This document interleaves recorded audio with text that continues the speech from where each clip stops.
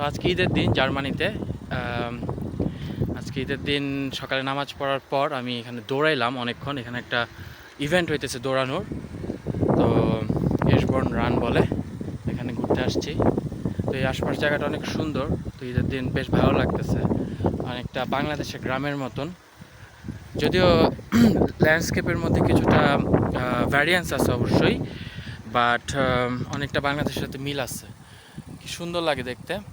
আমার আশেপাশে, আমার সামনে সব জায়গাতে এরকম ক্ষেত আছে, যে ক্ষেতের ভিতর থেকে একটা ছোট রাস্তা চলে গেছে এবং এই রাস্তা দিয়ে আমি এখন যাইতেছি। সো এটা একটা অন্য ধরনের অনুভূতি।